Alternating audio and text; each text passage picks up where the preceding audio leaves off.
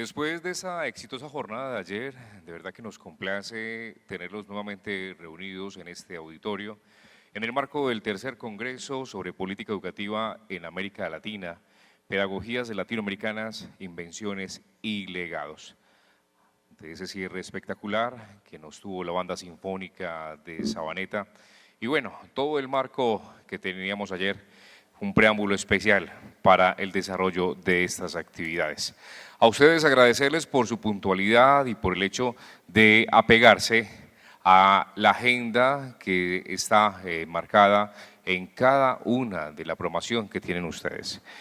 En ese orden de ideas y dando inicio a las actividades de hoy, ofrecemos excusas, ya que teníamos para iniciar a las 8:30, pero, hombre, dándole oportunidad a que los demás inscritos pudiesen llegar a tiempo, vamos entonces a dar continuidad con la programación para hoy y sobre todo estar dispuestos para escuchar los distintos puntos de vista respecto a nuestro quehacer cotidiano.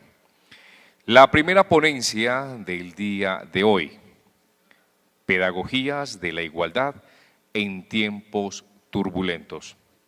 Para ello, nuestro invitado, el doctor Pablo Gentili, que viene desde Brasil. Recordemos que el doctor Pablo Gentili es doctor en educación por la Universidad de Buenos Aires y que reside hace más de 20 años en Brasil, donde se desempeña como profesor de la Universidad del Estado de Río de Janeiro. Actualmente ejerce como secretario ejecutivo del Consejo Latinoamericano de Ciencias Sociales CLACSO y coordina el Observatorio Latinoamericano de Políticas Educativas y el Núcleo de Políticas Educativas de la Universidad Metropolitana de la Educación y el Trabajo. Ha sido director de la Facultad Latinoamericana de Ciencias Sociales de sede Brasil y secretario ejecutivo del Consejo Internacional del Foro Mundial de Educación. Además, es autor y compilador de las más de 25 libros en el campo de las políticas educativas y los estudios sobre exclusión social en América Latina y el Caribe, algunos de los cuales son obras de referencia para estudiar los procesos de privatización y analizar las dinámicas de exclusión que afectan la educación latinoamericana contemporánea. Ha dictado conferencias y cursos de posgrados en más de 30 países. Además de su trabajo académico, Pablo Gentili sostiene una activa militancia en la defensa de la educación pública y es uno de los fundadores del Foro Mundial de Educación, instancia asociada al Foro Social Mundial, del cual fue coordinador ejecutivo. Señor, nuevamente es un placer tenerlo en este escenario, en el marco del tercer Congreso sobre Política Educativa en América Latina. Bienvenido.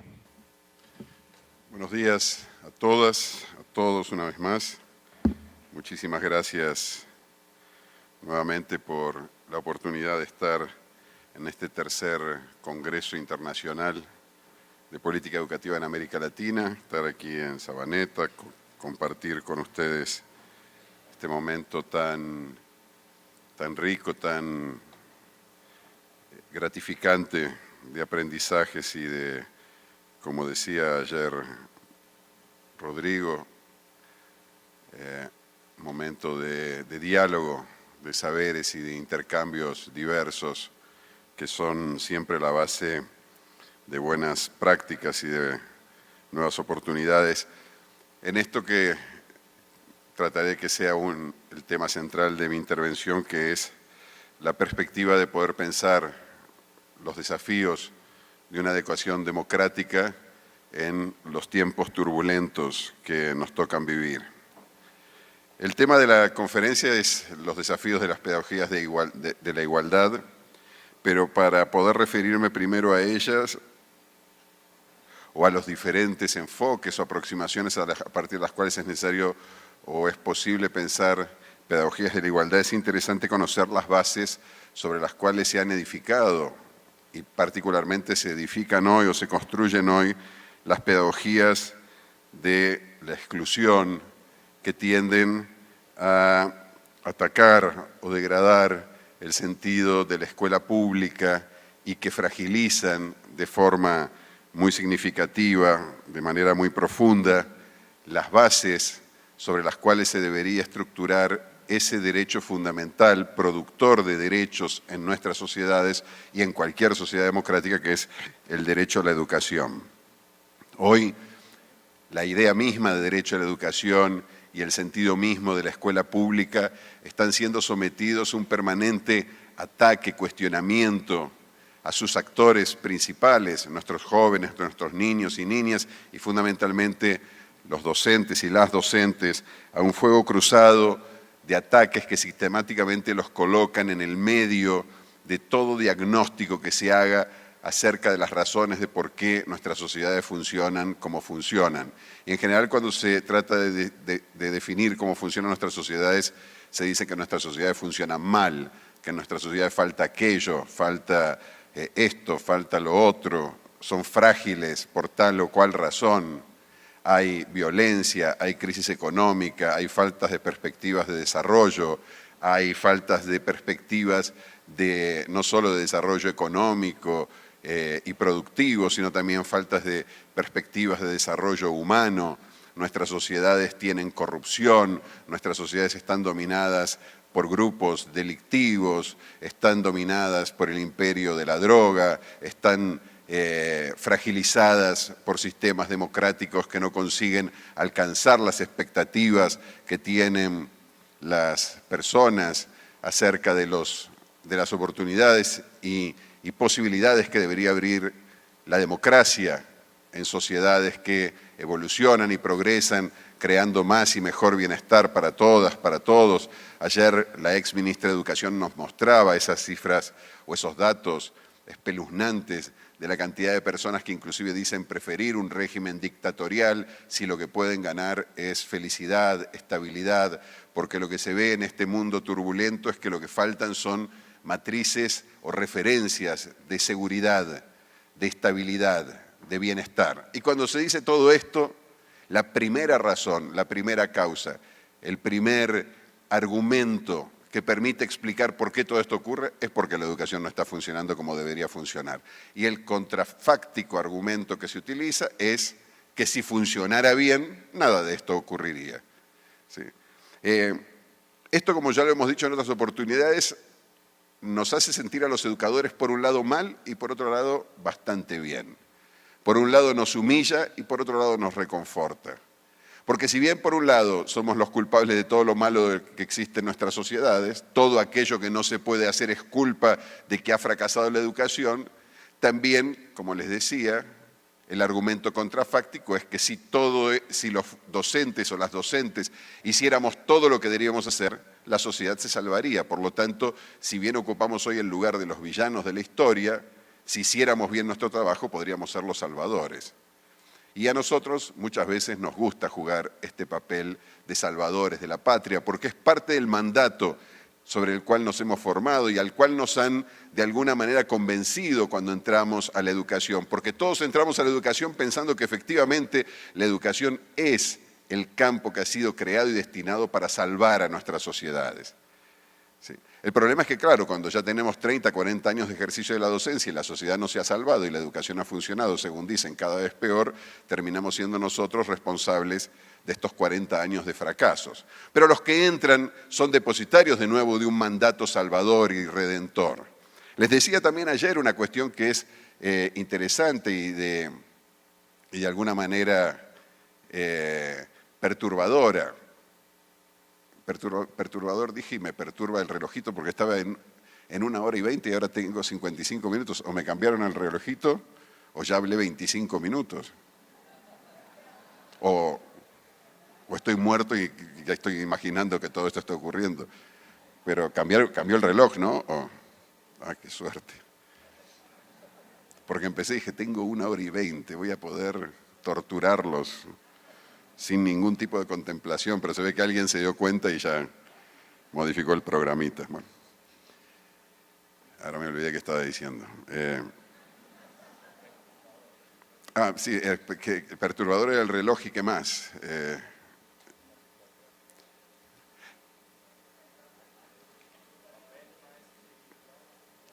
No, claro, esta situación perturbadora que se nos presenta cuando organizamos eventos y en general los docentes, las maestras y los maestros tenemos una especie de avidez casi perversa por participar en eventos de formación, ¿sí? Y tenemos además otra perversidad, y es que pagamos por participar en esto. Ustedes saben que en general, por ejemplo, los médicos les pagan para participar en eventos. Cuando hay un evento internacional importante sobre diabetes, los médicos de diferentes países son invitados por los laboratorios a participar. Y les pagan el pasaje, les pagan, ¿no? A los ingenieros también. En general, los congresos, los economistas, son muy pocas las categorías profesionales que pagan por su propia formación. O que tienen sponsors o apoyadores. Nosotros tenemos aquí, este es un congreso también muy especial y diferente a muchos otros, porque hay algunas instituciones que financian la posibilidad de que gente pueda venir acá, y esto es muy bueno. Pero esto no es lo más común. Lo más común es que nosotros pagamos por nuestra formación. Y en un país como Colombia, la formación sale muy cara, ¿sí? No me gustaría ser poco elegante con la ex ministra, que ayer hizo una exposición muy buena, pero cuando decía que en Colombia se llegaron a dar 1000 becas de doctorado y de maestría, y eso era tomado como una referencia importante, bueno, si fueran tantas becas no habría tantos colombianos y colombianas fuera de Colombia haciendo cursos de posgrado en el exterior, porque el promedio de una maestría o de un doctorado aquí son 30, 40 mil dólares, y por lo tanto, deberían ser muchísimas más que 1000 becas. Pero bueno, hay 1000 que tienen la suerte de no, o como se dijo al final, 150, o sea, casi nadie, que tienen la suerte de no pagar y el resto paga.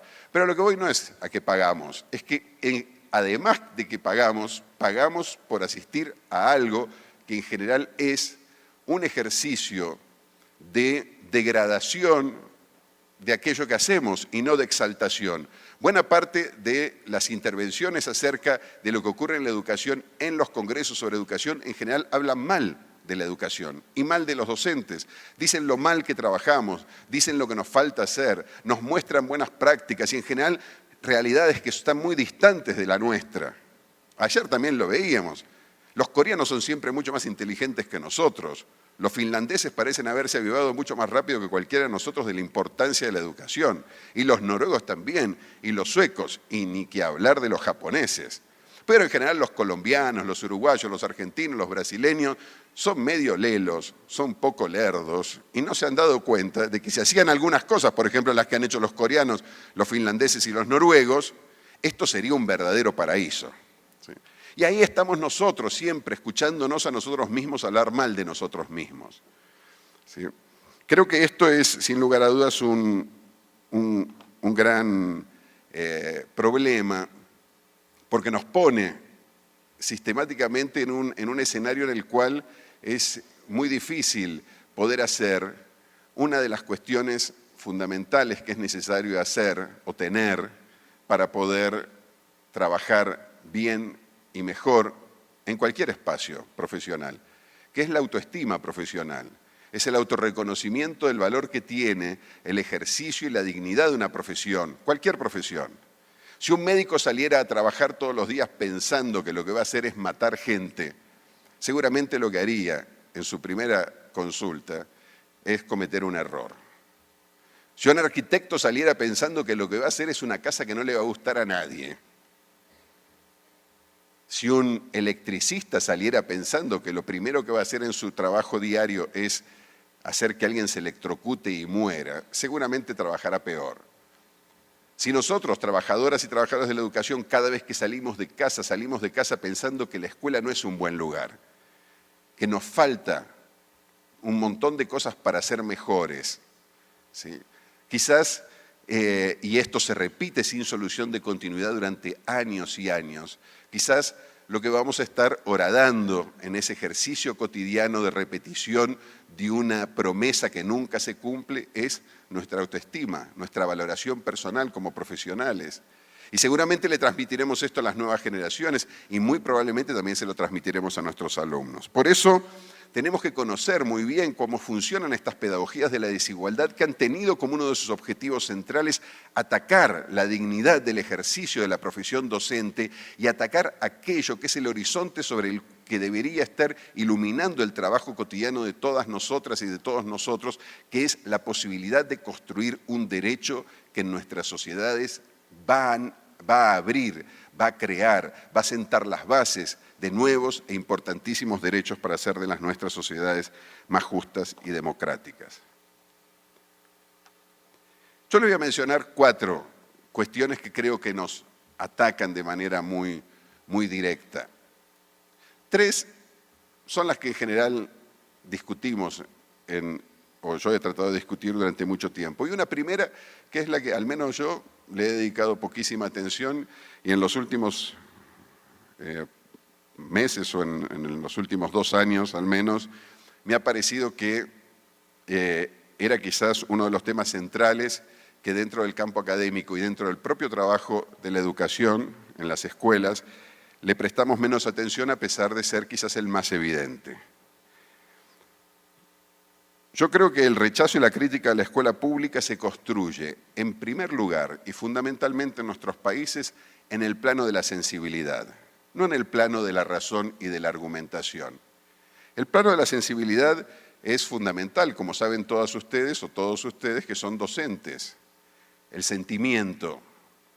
Hay un autor que a mí he empezado a leer y me ha ayudado mucho a entender esto, a pesar de que me costó mucho leerlo porque no es un cientista social, es un neurólogo, pero un neurólogo que se va aproximando y se fue aproximando en el transcurso de su vida a la filosofía política y les recomiendo que lo puedan leer, aunque también les recomiendo que no se preocupen si no entienden la mitad de lo que dice en el campo de la neurología, eso es lo menos importante, pero en algunos momentos va a llegar a algunas conclusiones sociológicas, algunas conclusiones pedagógicas, algunas conclusiones filosóficas que realmente las van o los van a iluminar mucho. Este autor se llama Antonio Damasio, es un portugués y tiene un libro extraordinario, el primero de él, el más famoso, que se llama El error de Descartes. Descartes, ustedes saben, fue el gran filósofo del iluminismo, uno de los fundadores de la modernidad, a partir de una sentencia que es la que marca, sin lugar a dudas, la forma de aproximación que tenemos en los últimos 300 años hacia la realidad. Y es el principio de que pienso y luego existo. De hecho, nosotros trabajamos en el espacio institucional que la sociedad ha creado para consagrar el pensamiento como un valor fundamental, que es a partir del pensar produzco conocimientos, ¿sí? La razón, en primer lugar. Dice Damasio que Descartes se equivocó. Porque claro que el pensamiento es fundamental y claro que el conocimiento es un factor central en el desarrollo de sociedades que como las nuestras hoy se denominan economías del conocimiento, sociedades del conocimiento. Pero hay, dice Damasio, una cuestión anterior a esta, porque los seres humanos no piensan y luego existen. Los seres humanos sienten y luego existen. Por lo tanto, despreciar, no desconocer y no prestar atención a la dimensión de los sentimientos puede ser gravísimo porque estamos desconociendo aquel elemento, aquella plataforma, aquel conjunto de sentidos a partir de los cuales el pensamiento comienza a ser edificado. Nadie nace pensando, todos nacemos sintiendo. Y todo lo que vamos a pensar a lo largo de nuestra vida va a estar en buena medida marcada por aquello que sentimos. Nosotros esto lo sabemos muy bien, porque cuando ejercemos la tarea docente en la escuela, todo el tiempo estamos administrando sentimientos, todo el tiempo administramos emociones. Sabemos perfectamente bien que los niños y las niñas que llegan a nuestras escuelas son antes que razón sujetos cognitivos que van a aprender conocimientos que nosotros les transmitiremos, son sujetos que están viviendo una vida presente de sentidos y de sentimientos, y especialmente en los sectores populares de sufrimiento. Y sabemos perfectamente bien que cuando llegan esos niños y niñas sufriendo a nuestras escuelas, si nosotros no trabajamos con ese sufrimiento, si nosotros no somos capaces de dialogar con esa sensibilidad, vamos a fracasar en nuestra tarea pedagógica. Lo sabemos, pero cuando nos miramos a nosotros mismos, no aplicamos ese mismo principio y no tratamos de entendernos a nosotros mismos y de entender esta ecología de saberes, como dice Boaventura de Sousa Santos, de la escuela, a partir de los sentimientos, de los sentidos y de las emociones que se crean en nuestras sociedades alrededor de la escuela. Y yo me di cuenta de repente de que hacía tantos años que venía hablando del neoliberalismo, de la privatización, de las pedagogías de la exclusión, y había pensado tan poco en cómo eran esas formas de producción, de una sensibilidad que estaban modelando muchas veces esas pedagogías y que no estábamos entendiendo por dónde pasaban. Nosotros, la gente que cree en la democracia, los progresistas, en general no somos muy listos. Somos más bien ingenuos. La gente de derecha, la gente mala, sí es un poco más lista que nosotros. Y ellos se dieron cuenta antes que nosotros de que la sensibilidad era importante. Fíjense cómo será que la gran base de sustentación de cualquier proyecto hoy reaccionario, conservador, neoliberal, de sociedad, se basa en la utilización de dos elementos que son los fundamentales a partir de los cuales se justifican todas las políticas de reducción de derechos y de multiplicación y de producción de privilegios para élites que históricamente las tuvieron y que ahora en este contexto de fragilidad que viven nuestras sociedades amplían todavía más sus beneficios, su riqueza, su ganancia y sus privilegios. Vivimos en un mundo que es mucho más desigual hoy de lo que era 20 años atrás, de ricos que son cada vez más ricos y de pobres que son cada vez más pobres. Y la gente parece estar totalmente loca cuando inclusive va y vota, nada menos que aquellos que cuando gobiernan lo que hacen es multiplicar los privilegios de los más ricos y no ampliar los derechos de los más pobres. ¿Y cómo puede ser que la democracia es el sistema por el cual la mayoría elige y la mayoría no elige a aquellos que benefician a la mayoría, sino que la mayoría elige a aquellos que históricamente han demostrado solo beneficiar a las minorías? ¿Y por qué lo hacen? Porque estos saben que hay dos cuestiones que la gente hoy tiene, se les presenta como un verdadero dilema existencial. Uno, el miedo. Vivimos en sociedades marcadas por el miedo. ¿Y qué es el miedo? Claro que hay teorías del miedo. Y hay estudios muy importantes, inclusive en la antropología francesa ha avanzado mucho en el estudio del miedo como un concepto sociológico, antropológico, filosófico.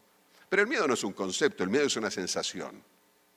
Y es una sensación muy compleja, porque en general se basa en suposiciones, en presunciones, en prejuicios.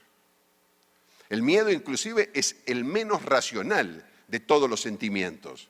Porque aun cuando la razón nos muestra claramente que no hay motivos para sentir miedo sobre ciertas cosas, nosotros sentimos miedo.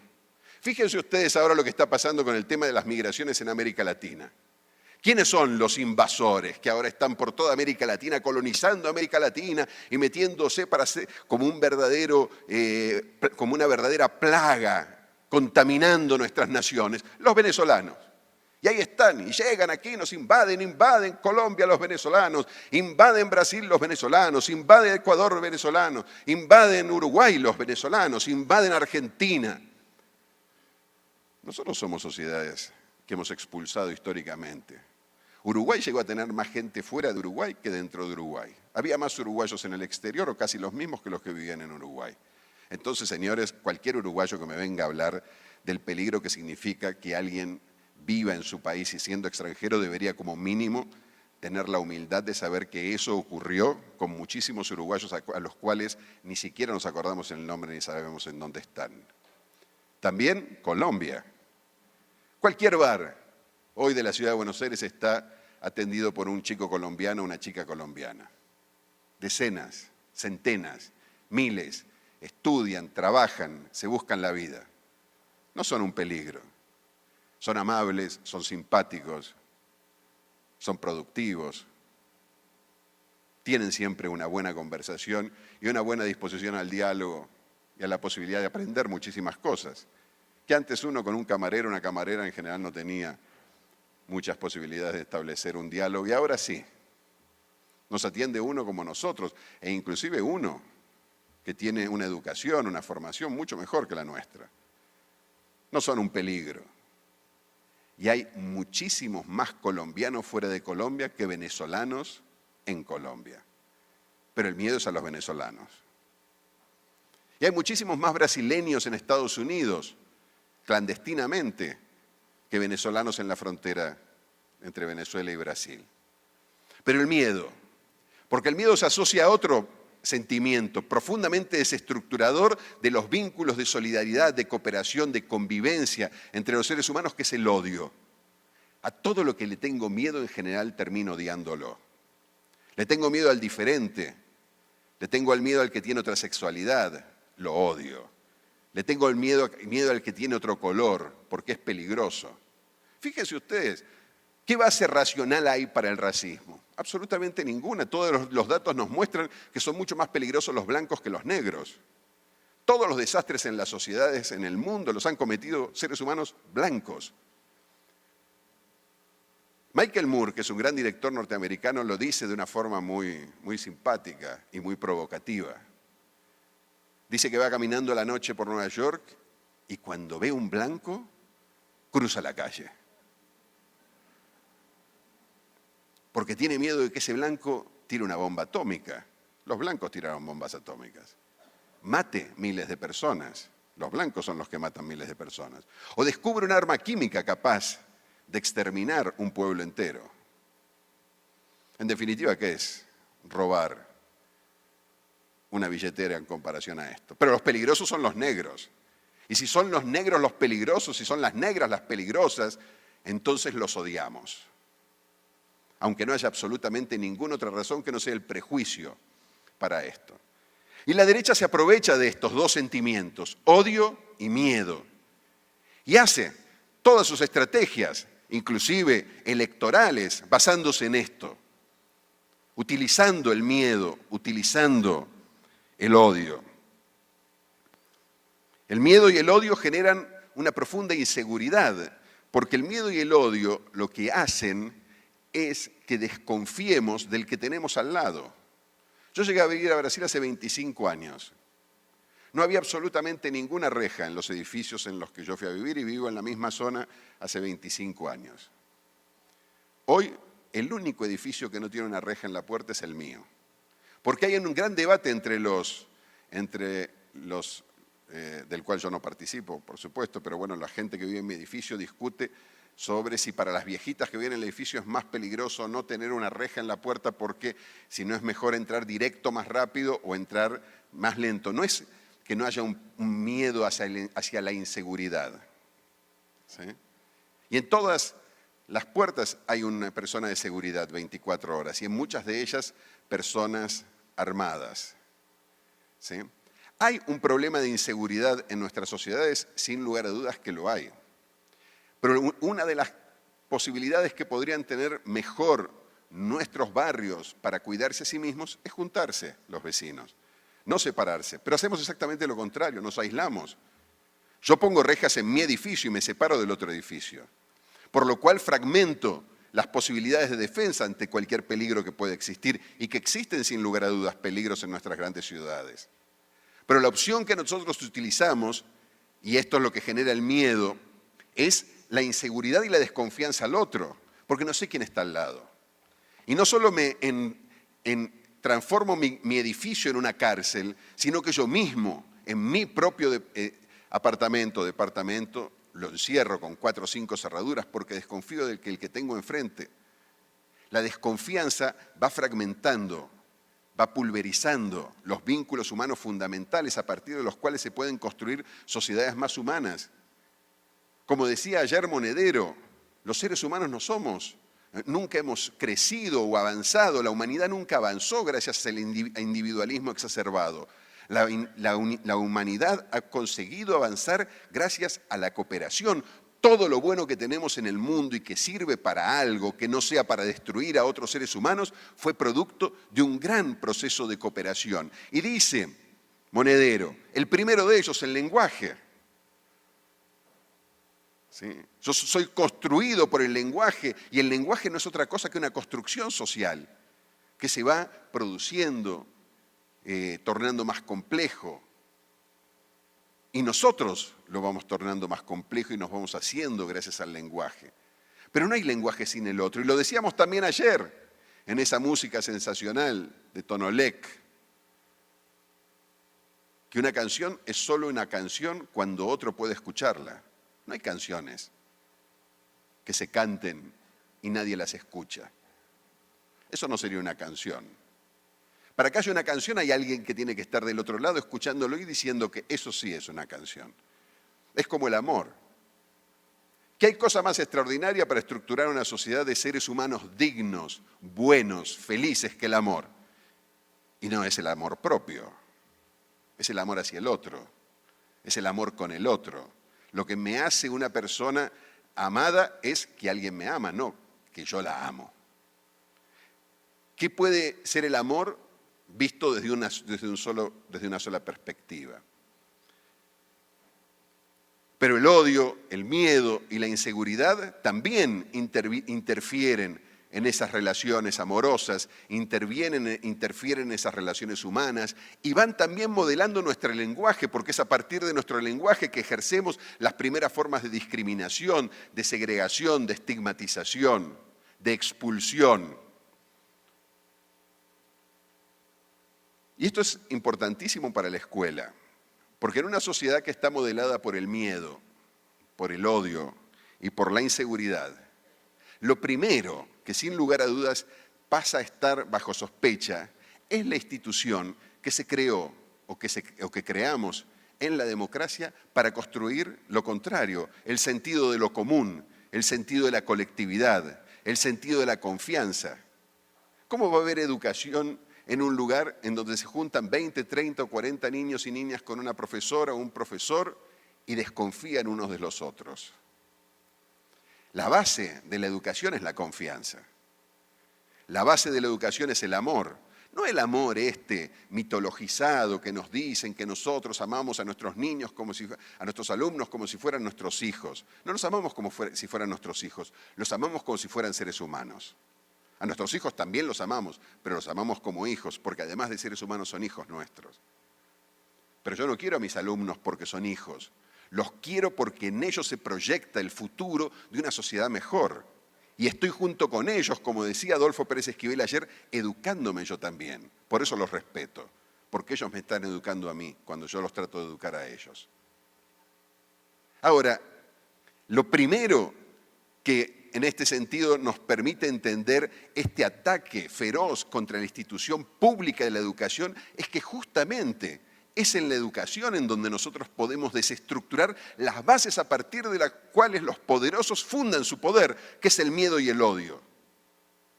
Si nosotros perdemos esta batalla, que es una batalla de sentidos o de sensibilidades, como decía Karina Batiani ayer, el machismo, el patriarcado se basan en una percepción de inferioridad, de subalternidad, de negación de la mujer, de la otra, como inferior. Eso es un sentido, no es un conocimiento. O se va transformando en un conocimiento a partir de teorías que tratan de racionalizarlo, que no es otra cosa que un prejuicio basado en una visión despectiva, humillante, descalificadora, estigmatizadora de la mujer. O de aquel o de aquella que tiene otra opción sexual. O de aquel o de aquella que tiene otro color de la piel, u otra religión, u otra nacionalidad. O simplemente ha nacido pobre. Por lo tanto, el ataque de los neoliberales a la educación no es solamente porque en la educación se construye la democracia y el derecho a la educación, es porque en la educación se construyen los sentidos a partir de los cuales es posible desestructurar las bases del patriarcado, las bases del colonialismo, las bases de la opresión.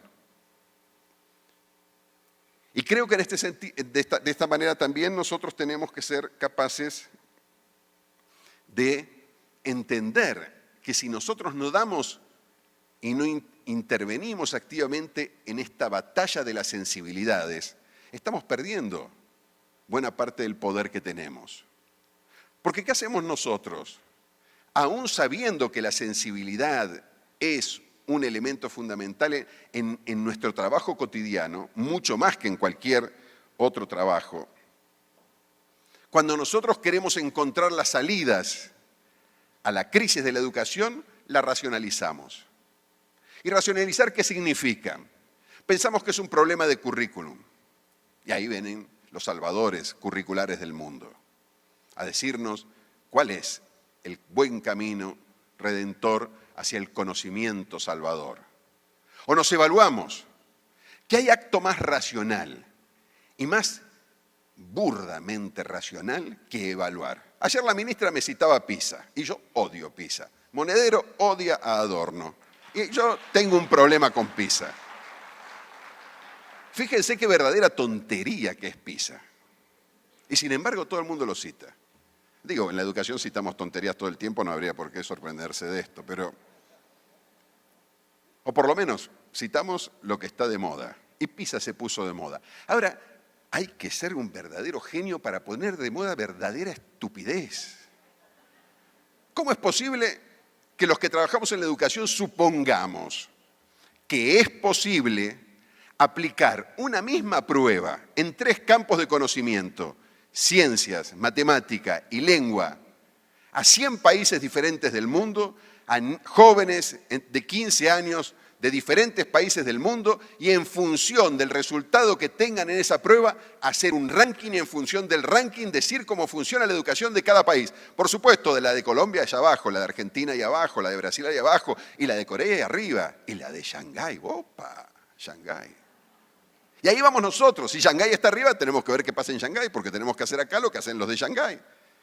Claro, no entendemos nada de lo que hacen los de Shanghái. Y empezamos a inventar historias. Ellos piensan porque no tienen recursos naturales.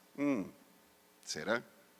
Y nosotros somos tan idiotas que además de tener recursos naturales, los desaprovechamos y no pensamos. ¿Será que somos tan tontos? Ahora, ¿será que si yo aplico la misma prueba a todos y les pregunto a todos o trato de imaginar que todos tienen que saber lo mismo, no estoy partiendo de un principio que es un principio profundamente equivocado acerca de cómo se tiene que estructurar la pedagogía y fundamentalmente el horizonte de un mundo mejor? ¿Por qué en el mundo todos tenemos que saber lo mismo? ¿De dónde se sacó que todos tenemos que tener las mismas competencias? ¿Por qué un colombiano o una colombiana es peor que un finlandés cuando le hicieron su prueba de lenguas? Vamos a ver. Si ese colombiano o esa colombiana nunca tuvo en su casa un libro y el primer libro entró por la escuela. Y ese es el primer niño o niña de esa familia que aprende a leer.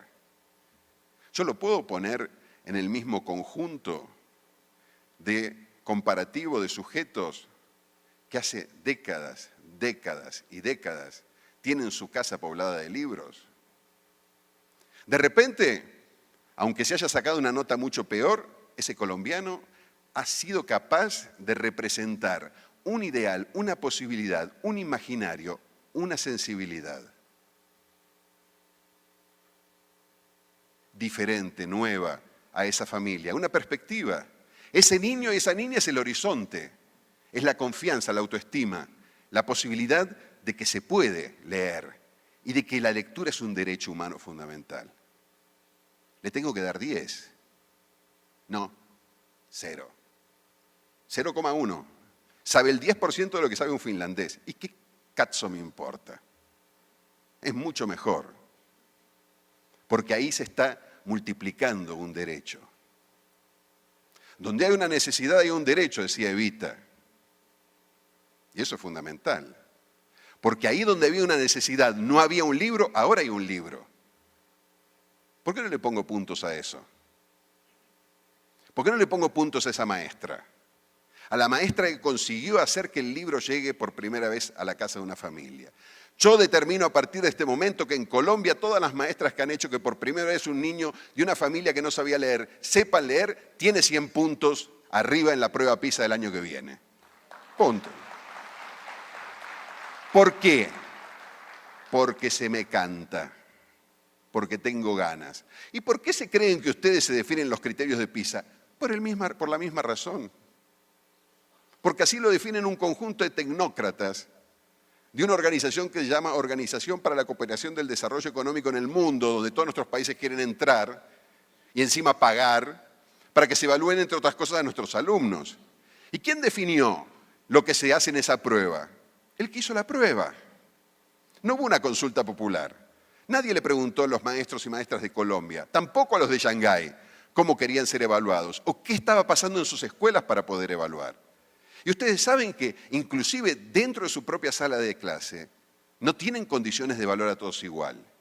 ¿Por qué? Porque saben que existe algo antes del conocimiento de la prueba, que es la sensibilidad. Esos niños y esas niñas cuando llegan, si tienen hambre, si sus padres han perdido el trabajo o se han separado o han perdido un familiar por la violencia. Imagínense en este país sembrado de violencias que han penetrado en prácticamente todas las familias, pobres y no pobres de este país. Si se podía juzgar igual el día de la prueba a un niño o una niña que acaba de perder un hermano. Es un acto de crueldad. A PISA no le importa nada de eso. Para PISA somos apenas sujetos cognoscentes que debemos ser calificados para ser después colocados en alguna posición dentro de un ranking que nos diga cuánto nos falta para llegar al reino de la felicidad. Una verdadera mentira. Pero una mentira que nos terminamos creyendo y que nos deshumaniza. ¿Y por qué nos deshumaniza? Porque mata. Mata eso que hay en todas nuestras escuelas. Mata eso que hay en cada sala de clase. Que son seres humanos que sienten. Son seres humanos que no solo piensan y luego existen. Sienten y luego existen. Por lo tanto, si nosotros queremos construir una pedagogía de la igualdad, lo primero que tenemos que saber y recuperar es que los sentimientos no nos los determina nadie, sino que podemos ser capaces nosotros de construirlos también. El miedo es una construcción, el odio es una construcción, la inseguridad es una construcción. Los sentimientos se forman y eso muestra muy bien neurológicamente Damasio. Les insisto, no hace falta entender cómo funciona neuronalmente la complejidad de nuestro cerebro. El que pueda lograr entenderlo, mucho mejor. Pero basta con que lo sepamos, que se educan, se crean, se conforman, se inventan los sentimientos, como se inventan los conocimientos. Y que nosotros tenemos que dar la batalla de los sentimientos y no perderla. Contraponiéndole al miedo la seguridad y la confianza. El coraje. No el coraje envalentonado, machista, bravucón, cobarde.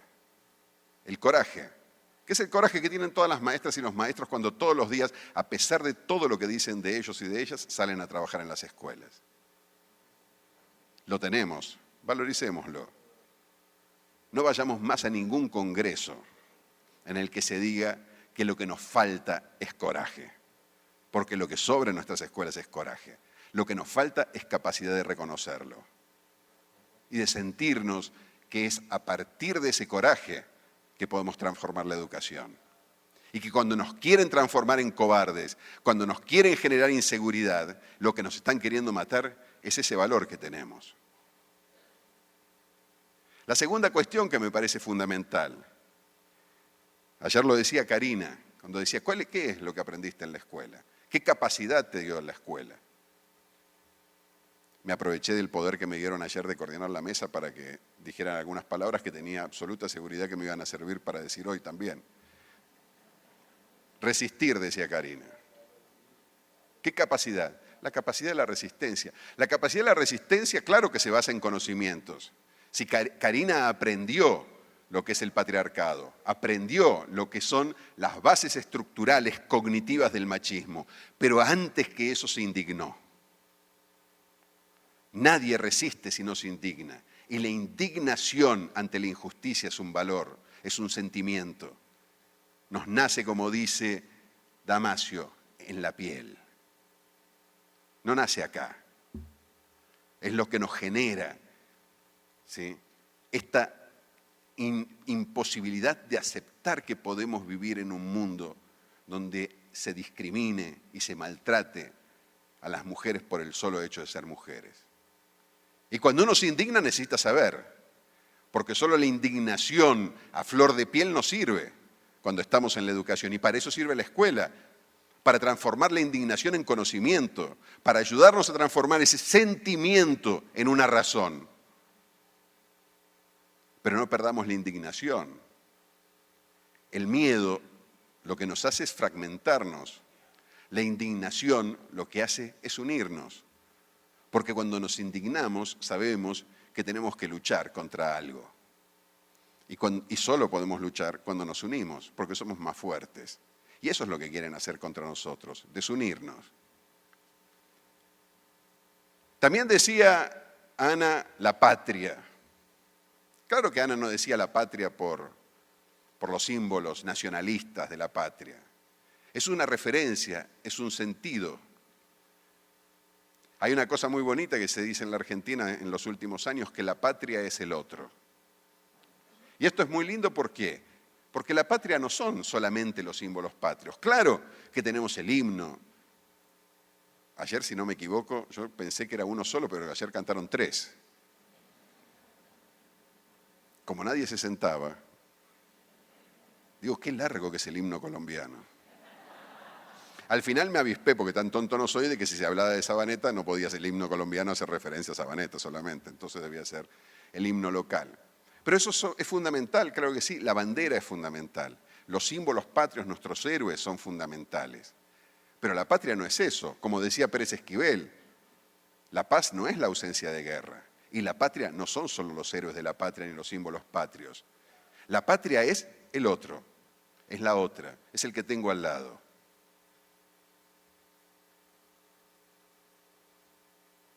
Es el lugar donde viven y conviven mis hijos, mis amigos, mis compañeras, mis compañeros. Es el espacio que construyo junto con otros, en el cual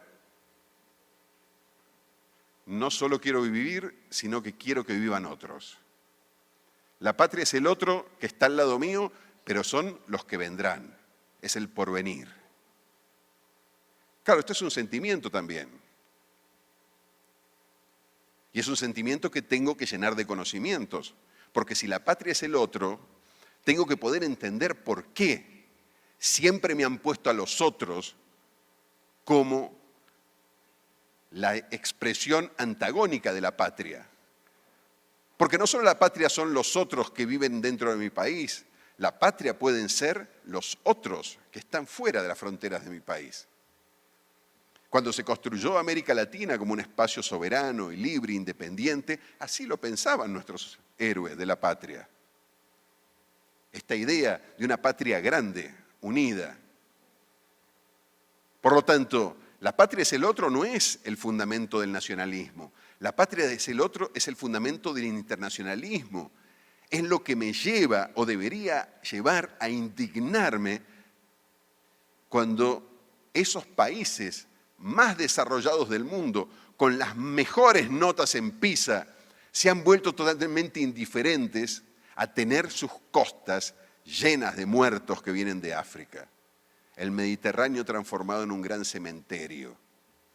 Es porque no entendieron que la patria es el otro. Europa se ha unido, pero ha perdido el sentido civilizatorio, el sentido humanista.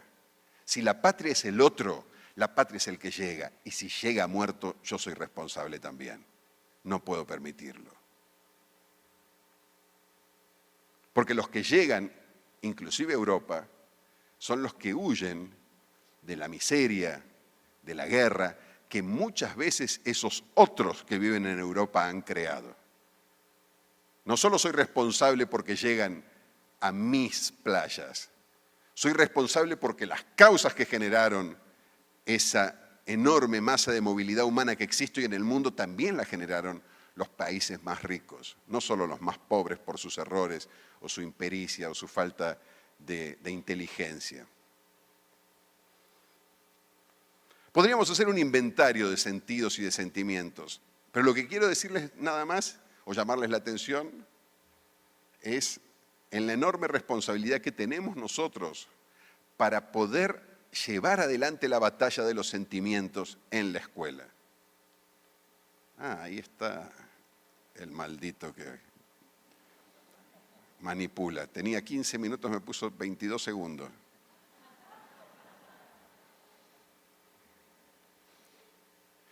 Como iba a hablar más de la corrupción, no me puedo tentar en ofrecerle algún tipo de ventaja, un libro o algo así.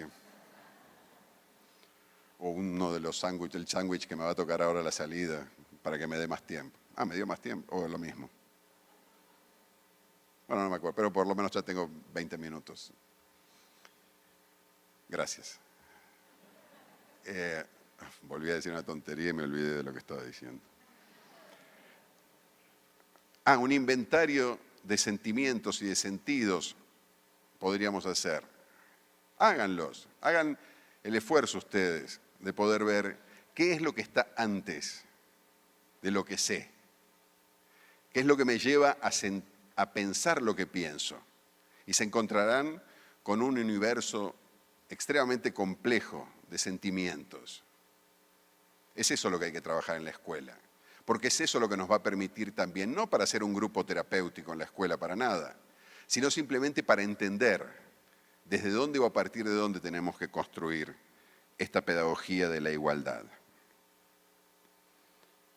Me gustaría en los 10, 15 minutos que me quedan mencionarles 3 temas nada más, que de alguna manera, en un contexto en el cual esta sociedad marcada por el miedo y por el odio llega a la escuela, se encuentra en una escuela que muchas veces frustra no solo su necesidad de acogimiento, de protección y de cuidado, sino también de una escuela que parece no estar cumpliendo con algunas de sus promesas más fundamentales.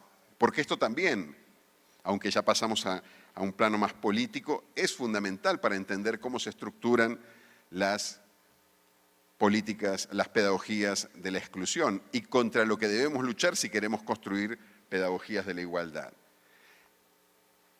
Esta sociedad que, como les digo, llega, estos niños, estas niñas, estos padres, ¿sí?, que llegan marcados por este sentimiento de inseguridad a una escuela que muchas veces no deconstruye ese sentido de inseguridad, también viven marcados por una cuestión que, como parecería ser estrictamente económica, nosotros en la educación pocas veces discutimos, que es lo que nosotros denominamos la fiscalidad de la exclusión. Cuando uno le dice a un docente, a una maestra, a un maestro la palabra fiscal, ya le parece raro, difícil. Eso es economía. ¿Pero qué es? ¿A qué nos referimos con la fiscalidad de la exclusión? Es que la gente que llega a la escuela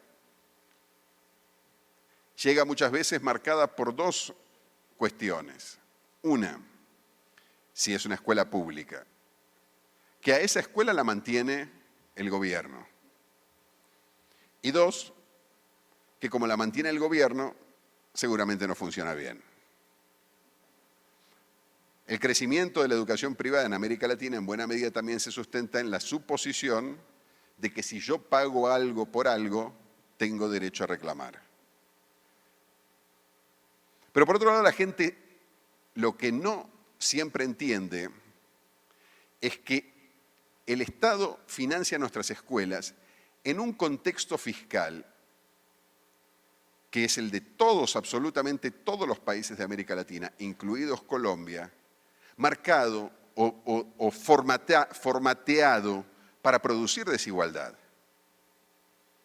En Colombia, una maestra, esas maestras que están en esas escuelas públicas, paga proporcionalmente muchos más impuestos que el 1% más rico de Colombia. El 1% más rico de Colombia tiene un poco más de la mitad de la riqueza de Colombia. 1%. Son apenas algunas familias. Es más, las 10 familias más ricas de Colombia tienen casi el 40% de la riqueza colombiana. El sentido común, la razón que nosotros supuestamente decimos tener y poseer, nos debería llevar a pensar que ellos deberían pagar más, si tienen más. Pero así no funciona el sistema tributario colombiano. El sistema tributario colombiano está fundamentalmente estructurado sobre la base de impuestos que paga la gente cuando vive. Y cuando la gente vive, ¿qué hace?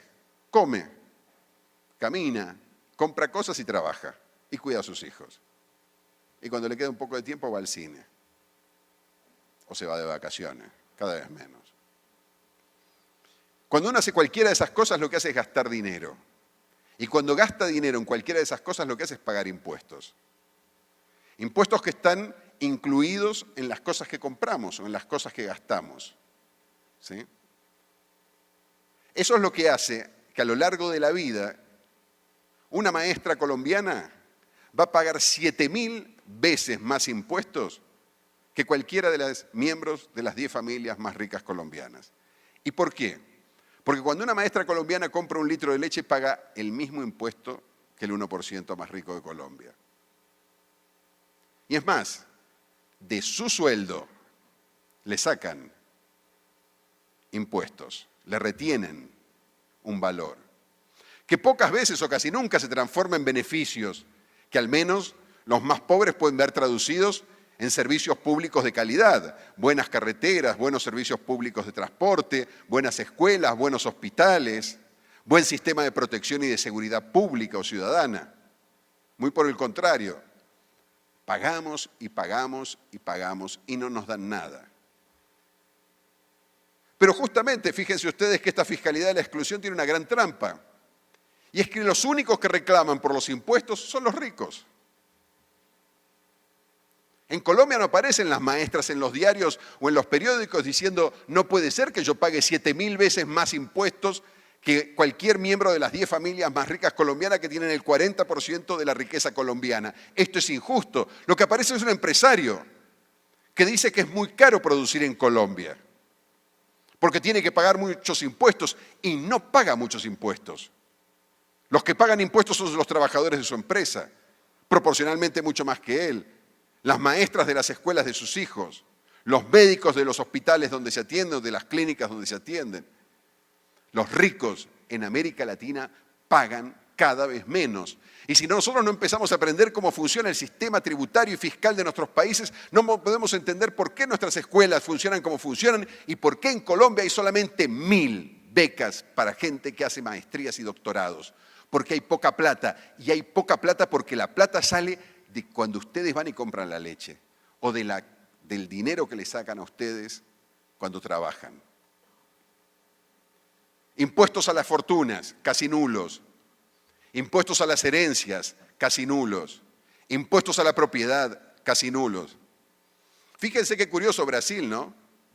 Un país que tiene los índices de pobreza tan altos, uno de los países más desiguales de América Latina y del mundo. Si yo hoy pongo 10 millones de dólares en la bolsa de San Pablo y dentro de una semana gano 4, ¿cuántos impuestos pago sobre esos 4 millones que gané? Yo como profesor universitario en Brasil pago 27% de mi sueldo. Gano 100, me sacan 27. Si yo pongo 10 millones en la bolsa y gano 4, o sea, salgo una semana después con 14 millones, ¿cuánto pago? Nada. 0. ¿Por qué? No, porque esto es para promover la inversión, pero invierten. Esto es para promover el bienestar, lo gastan. Por lo tanto, estas pedagogías de la exclusión tienen un aliado muy interesante. Y es que nosotros, justamente cuando nos ponemos a hablar de los impuestos, repetimos la mentira que nos han impuesto los ricos para defender los impuestos que ellos no pagan. Y deberíamos decir, claro que hay que pagar impuestos, no al consumo de productos básicos, no impuestos que graven el trabajo de los más pobres, impuestos que graven la riqueza de los más ricos, porque es absolutamente inmoral que yo gane 4 millones de dólares especulando financieramente y no pague nada y le saque a un maestro 15, 18 o 20% de su sueldo. Eso se llama robo o fiscalidad de la exclusión. La fiscalidad de la exclusión la defienden los pobres. Y esto es lo que hace que los pobres muchas veces terminen votando a aquellos que supuestamente les prometen que se van a cobrar menos impuestos. Y cuando se dice que se van a cobrar menos impuestos y se hacen reformas tributarias, los que pagan menos impuestos son los ricos. O cuéntenme ustedes alguna reforma tributaria que conozcan en América Latina en los últimos 50 años que se haya hecho para que los pobres paguen menos. Todo lo que los pobres hacen con su trabajo está en crisis. No solo no pueden comprar cosas porque no les alcanza su salario, cuando se van a jubilar no van a tener jubilación porque no alcanza lo que aportaron. Pero ¿cómo no alcanza? Si trabajé 30, 40 años. ¿Por qué no alcanza? Y porque los otros no pagan.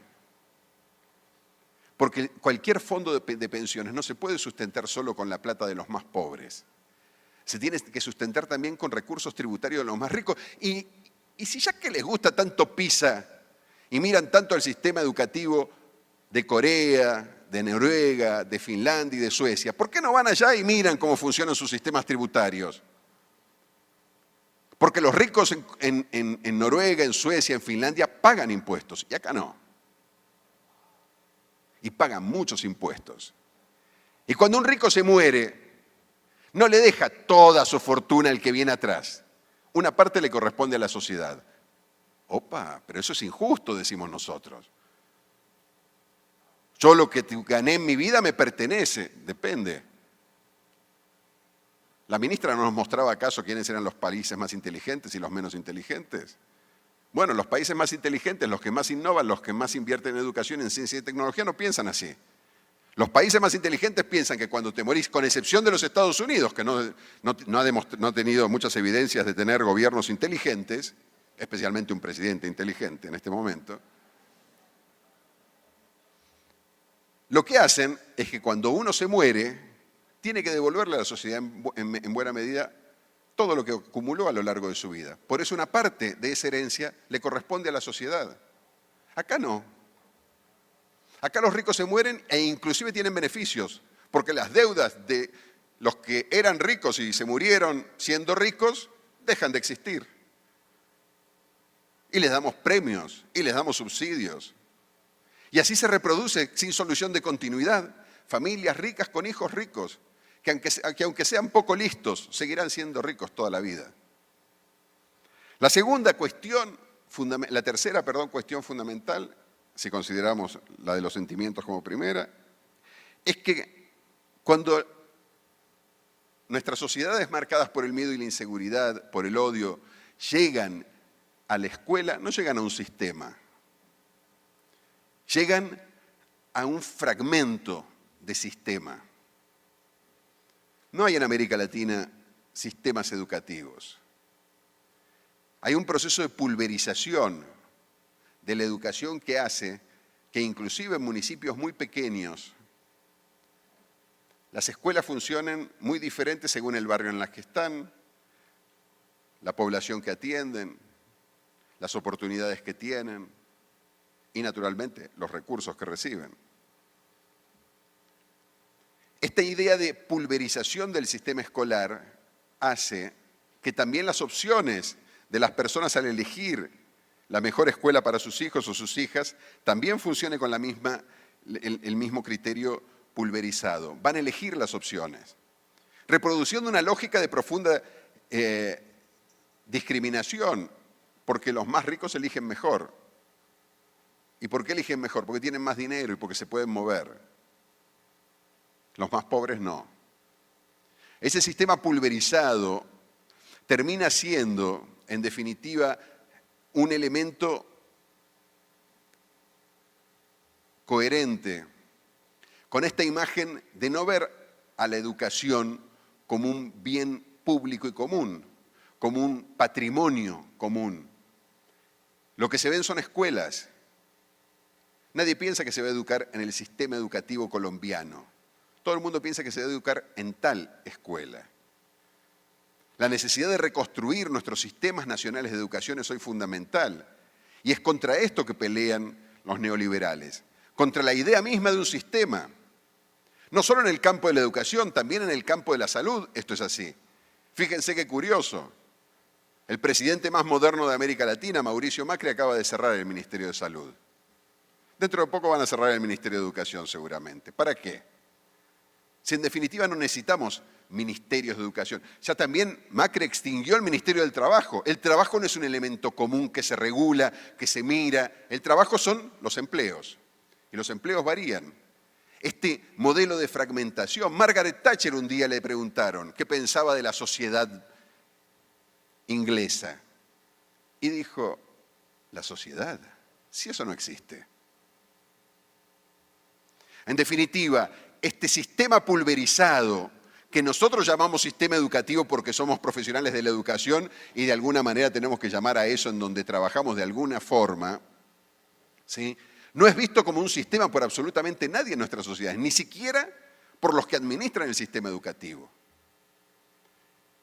Y fíjense ustedes qué curioso que la ex ministra de Educación ayer también hablaba de la educación colombiana, pero no en ningún momento, al menos yo escuché, elementos que me permitieran entender cómo en su condición de ministra había contribuido a unificar el sistema educativo de un país que vivió 50 años en guerra y que por lo tanto está profundamente fragmentado.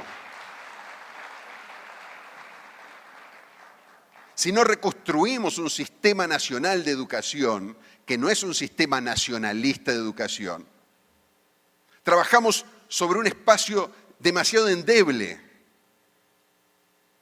porque de lo que se trata y de cómo funciona ese sistema es como PISA nos hace funcionar, competitivamente, no colaborativamente. Cuando hay un sistema, colaboramos.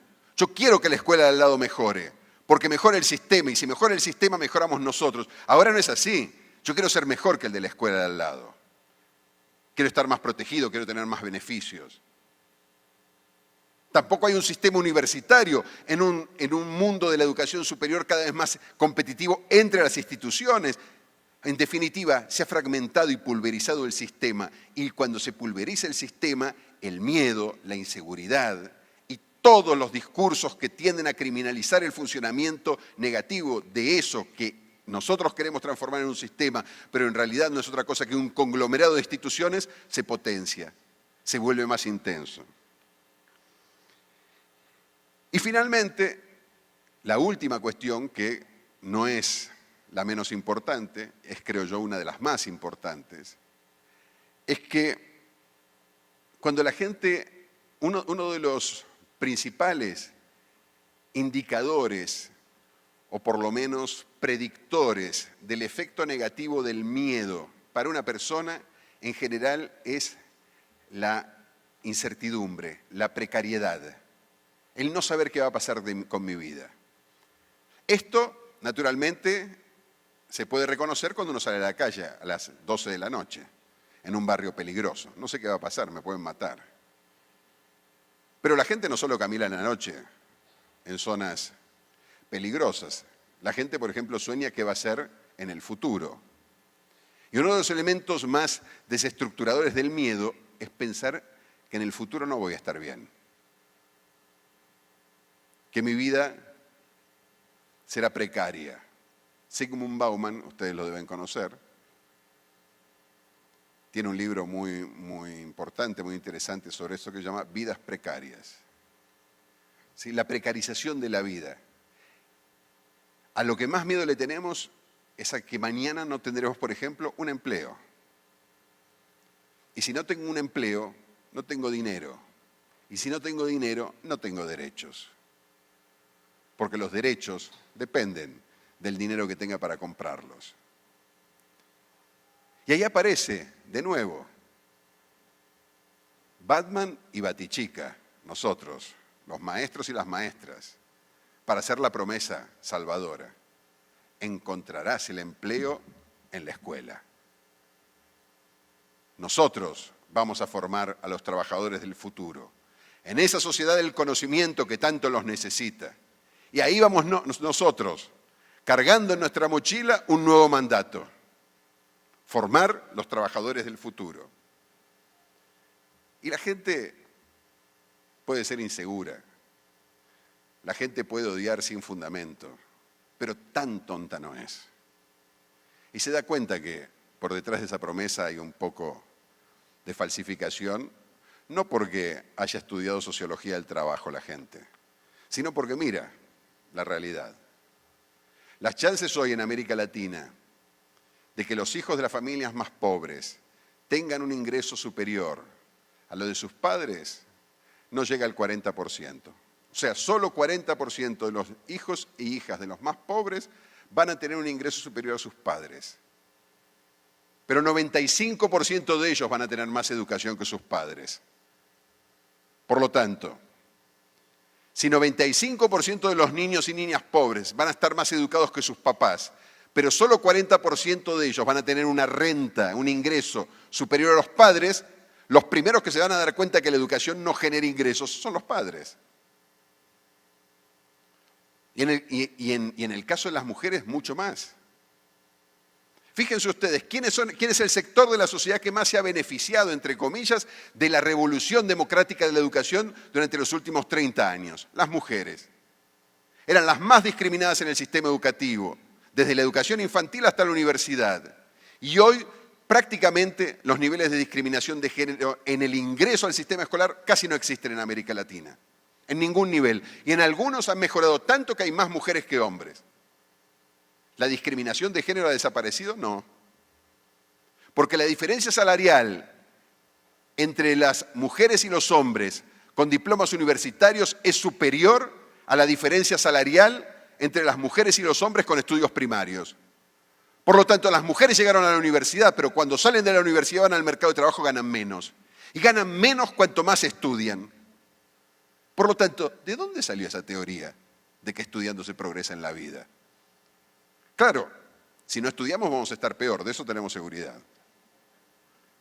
Pero esto no quiere decir que estudiando estaremos mucho mejor. Nosotros hicimos una investigación en Río de Janeiro y vimos que una mujer negra de 24 años, formada en pedagogía o ciencias de la educación, como llaman ustedes también aquí, con una madre analfabeta, empleada doméstica, tiene solamente 20% de posibilidades de ganar más que su mamá los 5 primeros años de ejercicio de su profesión. Por lo tanto, su mamá negra, analfabeta, empleada doméstica, cumplió el sueño de su vida. Su hija fue a la universidad. Pero primero, su hija sale, también negra, de la universidad. Y primero, 70% de probabilidad de no conseguir empleo. ¿Por qué? Porque es mujer y negra.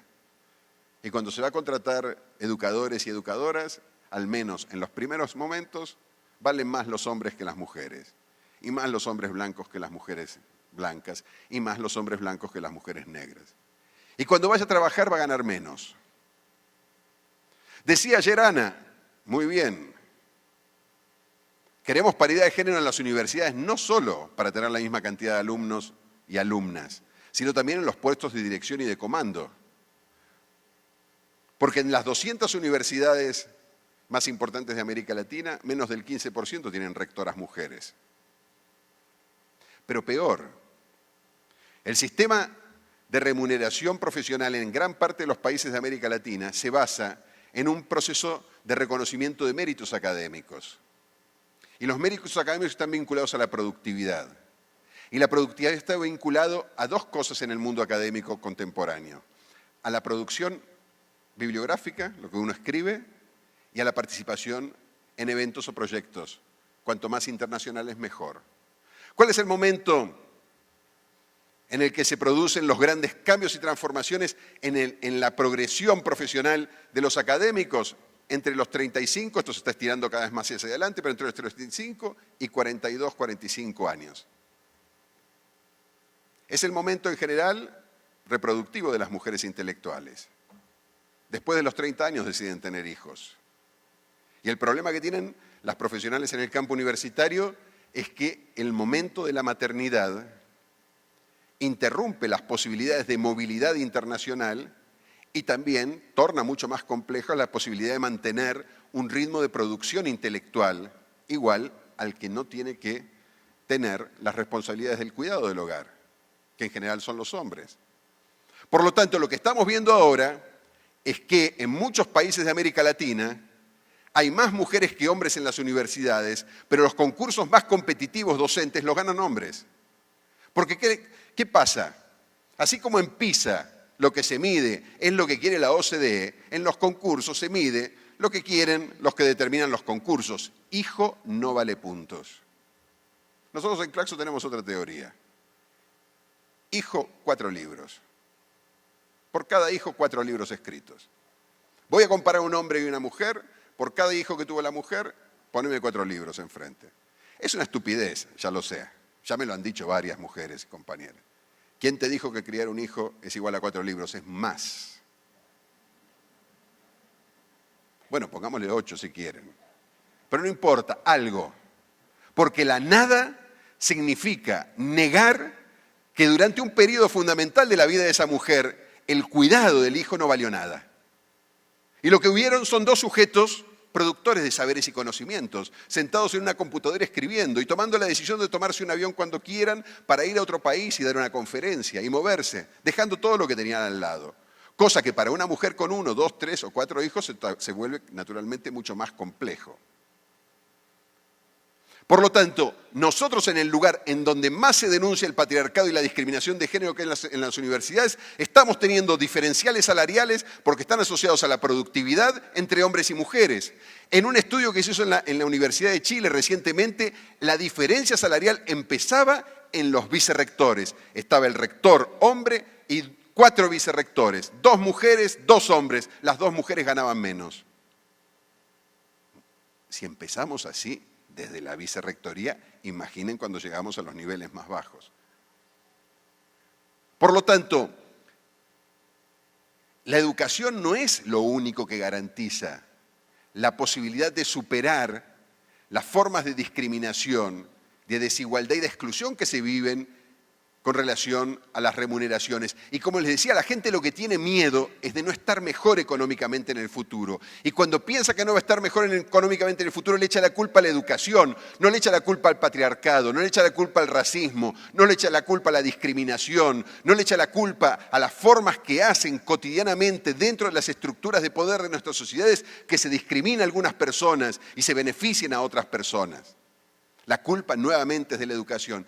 Por lo tanto, también esta es la batalla que tenemos que dar para la construcción de una pedagogía de la igualdad. No dejar de decir que la educación sirve para tener un mejor empleo, pero decir que la educación sirve para una cosa mejor, inclusive que tener un empleo, y es transformarse en una buena persona, transformarse en una persona crítica, transformarse en una persona capaz de indignarse de que cuando 2 personas realizan el mismo trabajo, una gana más y otra gana menos. ¿Por qué? Porque una es mujer y otro es hombre. Uno es negro y otro es blanco. Uno es de una comunidad indígena y el otro es supuestamente un occidental civilizado. Uno es extranjero, otro tuvo la suerte de nacer en ese país. Uno tiene documentos y otro no los tiene. Uno habla diferente y otro habla mejor. Para eso sirve la escuela, queridos amigos y queridas amigas. Para hacer del mundo un mundo mejor. Y para hacer del mundo un mundo mejor, lo que tenemos es que primero convencernos nosotros que mañana, cuando lleguemos a la escuela, lo que deberemos construir junto con nuestros alumnos, nuestras alumnas, nuestras compañeras y nuestros compañeros de trabajo es una comunidad. Y para formar una comunidad, lo primero que tenemos que tener es un valor. Y el valor lo tenemos que buscar primero en ese sentimiento de integración, de dignidad, de resistencia, de patria que nos mencionaban ayer Juan Carlos, Karina y Ana. Muchas gracias.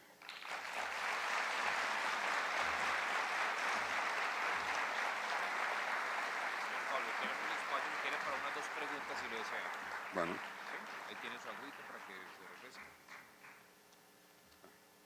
Me quedo, me siento.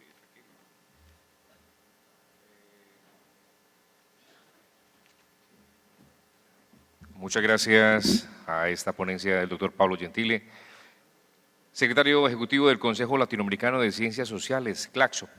En vista que tenemos todavía 5 minuticos más o menos y dejando que él se refresque un poquito, queremos dar el espacio mejor para que se puedan generar, si acaso, 1 o 2 preguntas de acuerdo a la temática abordada. Y luego estaremos pasando a tomar el break de la mañana, no sin antes hacerles 2 invitaciones. La primera es que me decían esta mañana que ayer, en la visita que tuvieron más de uno de ustedes en los stand informativos, sobre todo en el de la editorial Noveduc de Buenos Aires, que vino con unos temas únicos que realmente no se consiguen en ninguna otra librería o tienda de libros en Colombia, que no se podía pagar con tarjeta. Pues bueno, ya hoy se logró solucionar y los que vienen con tarjetas de débito o crédito, pues hay datáfono habilitado para hacer las compras en el stand de editorial Noveduc. Y el otro tema, no sé si ya hay 1 o 2 preguntas que podamos generar para que me levante la mano y con nuestros logísticos del Gran Salón hacerles llegar el micrófono para poder generarla.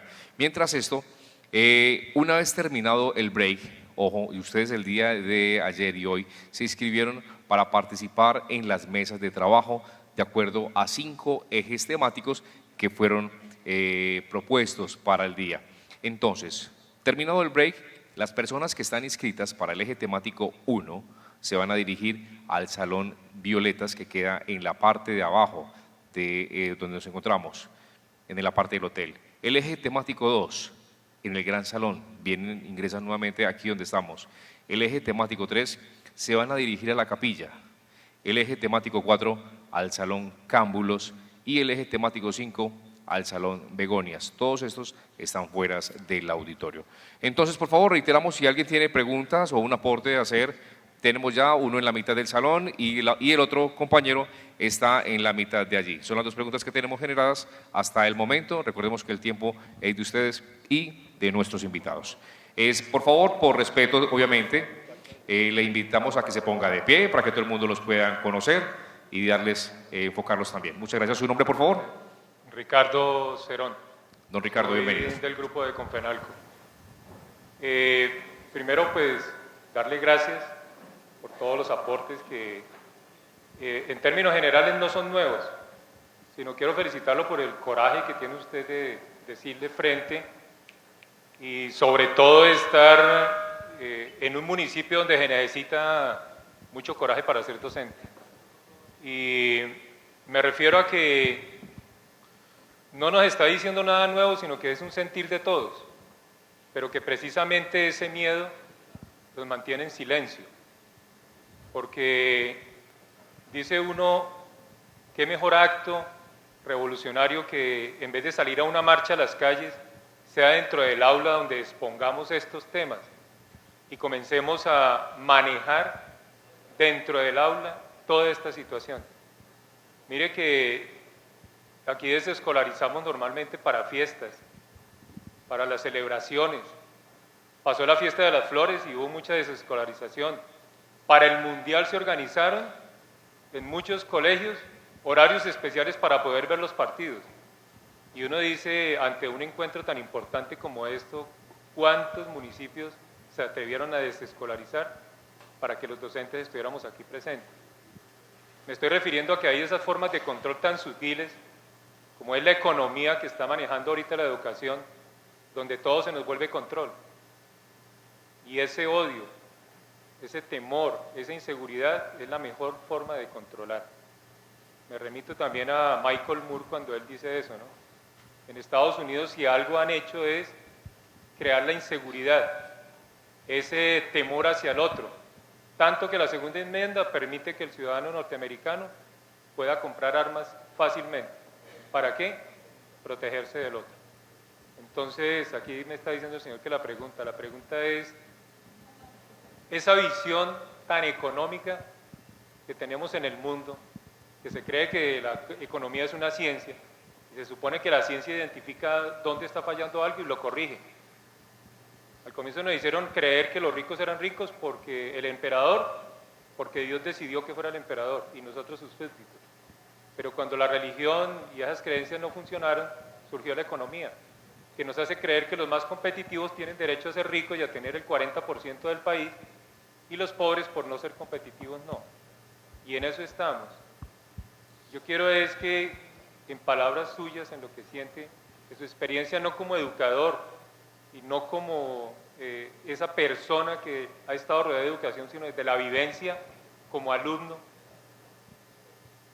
¿qué pediría usted a nosotros con el término de revolución educativa?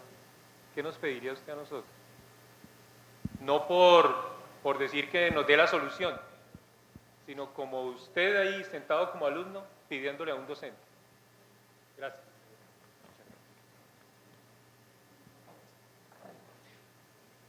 Por favor, vamos a hacer la otra pregunta. El señor que está al lado, ya enseguida le respondemos, él contextualiza y luego le estará dando la participación. Señor, por favor, que me pide el micrófono, se pone de pie. Gracias. Y lo va a hacer una invitación. Yo sé que a muchos de ustedes el tener un micrófono en la mano les genera temor, ¿cierto? Les genera miedo.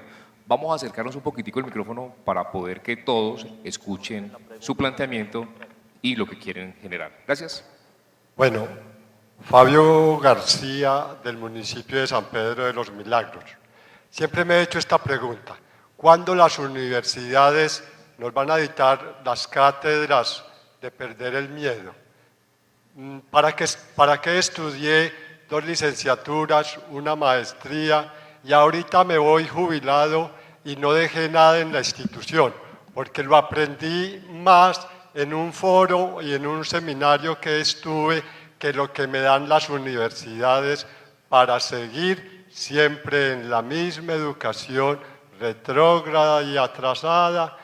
Entonces, las universidades nos deben de formar en más sociología, en más revolución y en perder más el temor a ir a enfrentarnos a nuestros niños, que son los que van a ser el futuro de la educación. Yo me pregunto, ¿cuándo las universidades de Latinoamérica van a ponernos cátedras que si en realidad sean necesarias para la educación? Muchas gracias por su aporte. Bueno, creo que son 2 reflexiones. La última es una pregunta también, pero es una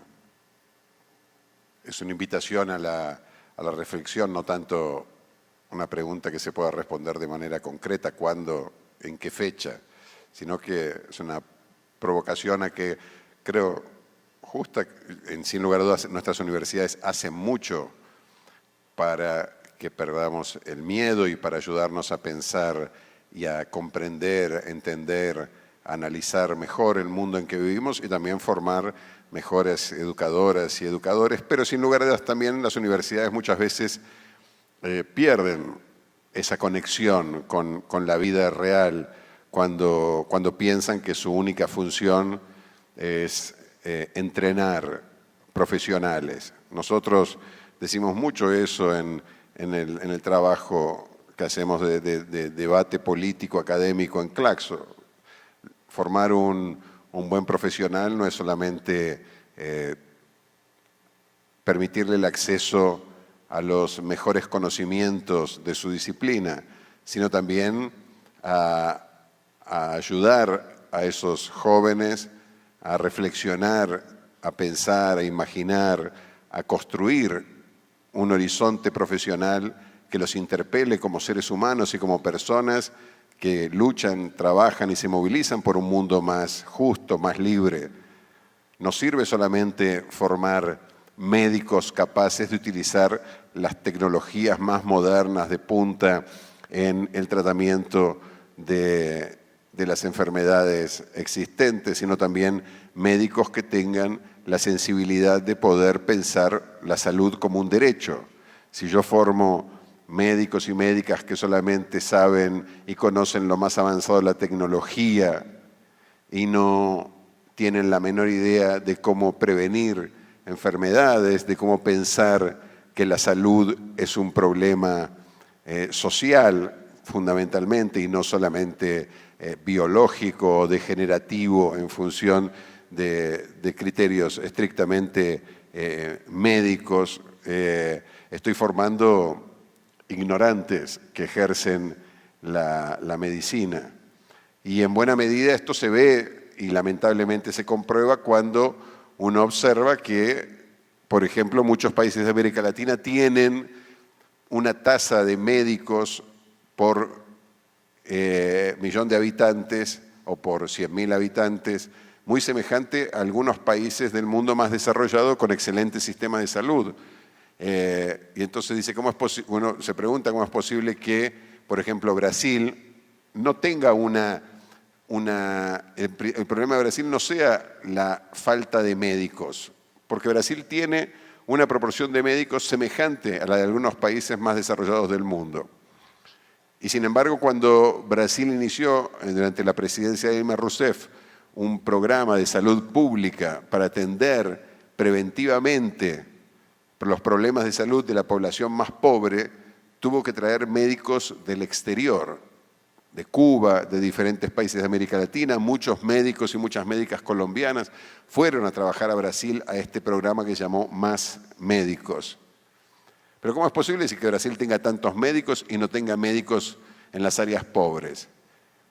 Porque Brasil tiene, por ejemplo, una proporción de médicos muy semejante a los países más desarrollados del mundo, pero tiene una concentración de médicos en los grandes centros urbanos y en los barrios con mayores ingresos dentro de los centros urbanos que supera 5, 6, 7 o 10 veces la de cualquier ciudad europea. No tengo ninguna duda que si hiciéramos esa investigación aquí en Medellín encontraríamos lo mismo. La mayor cantidad de médicos de Medellín, no tengo ninguna absoluta duda de que están en el poblado, de que están en estos barrios y de que si no están, aspiran a estar aquí. De hecho, es aquí donde he visto en el poblado, que es donde está nuestro hotel, una enorme cantidad de clínicas privadas, por supuesto. Por lo tanto, el problema del ejercicio de la medicina no es solamente cómo aprender a curar. El problema de la medicina es entender que la salud es un derecho humano fundamental y que quien cura, o que antes que curar pretende prevenir las enfermedades, tiene que pensar que lo que está tratando es con el derecho de las personas y que las personas más pobres tienen el mismo derecho a una vida saludable que las personas más ricas y merecen no la peor atención, sino la mejor, porque sus condiciones de vida quizás les obligan a tener mejores cuidados, más tecnología, más atención, los médicos más capacitados, no los menos capacitados. Por lo tanto, hay un problema ético en la formación de las universidades y creo que esto tiene que ver también con lo que el colega mencionaba cuando decía, bueno, ¿cuándo vamos a aprender a perder el miedo? Perder el miedo es esto también. Porque vuelvo a decirles, el miedo y el odio tienen una consecuencia fundamental de un nivel de desestructuración de las bases de un sistema democrático letal, que es el individualismo. Cuando uno tiene miedo, se aísla. Cuando uno tiene miedo, no se junta con otro. Ustedes deben haber visto muchas películas de terror que son así. Entran a una mansión embrujada unos amigos y lo primero que hacen después para salvarse es dividirse. Para ir cada uno por un lado, para tratar de salvarse cada uno, y a veces se matan entre ellos. Hay una terrible que es esta, los juegos, ¿cómo se llaman? Los juegos del miedo, los juegos del hambre. Juegos del hambre. Del hambre. ¿Por qué del hambre? Bueno, los juegos del miedo sería mucho mejor, pero bueno. A Monedero no le gusta Adorno y a mí no me gusta el título de esa película. Pero esto es que inclusive cuando yo tengo miedo puedo matar a otro. Y así funciona el miedo. El miedo tiene un efecto letal, desagregador. Y lo que es el antídoto del miedo es la construcción de lo común. La universidad tiene mucho que ver con esto, la escuela tiene mucho que ver con esto. Para resistir al miedo tenemos que tener algo en común. Lo que me da fortaleza es estar junto con el otro. Ahora hay un gran movimiento dentro de los intelectuales progresistas y en el campo de la política también para pensar esto que nos es común. ¿Y qué es lo que es común?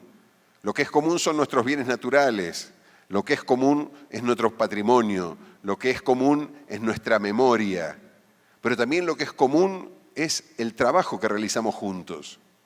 El trabajo de las maestras y los maestros en las escuelas no puede ser nunca pensado como un trabajo individual. Es un trabajo de colectividad, en comunión. Lo que hacemos es importante que lo hagamos juntos, que nos entendamos, que nos respetamos, que nos tengamos cariño, que seamos capaces de entender que si estamos haciendo algo mal, no solo nos estamos perjudicando nosotros, sino el conjunto de los que están trabajando, como esta orquesta extraordinaria de ayer. ¿Por qué sonaba tan bien? Porque todos trabajaban juntos. Porque el timbal entra cuando tiene que entrar el timbal, la trompeta cuando entra la trompeta, la flauta, el piano, la percusión, todo. Es un gran ensamble que funciona bien y suena bien, porque todos hacen su parte bien y construyen algo que es común, lo que escuchamos. Ahí no había 30, 25, no sé cuántos eran, personas tocando. Había una orquesta. Eso es extraordinario. Y eso es lo que tenemos que hacer cotidianamente en la escuela. Muchísimas gracias y un buen congreso en lo que sigue.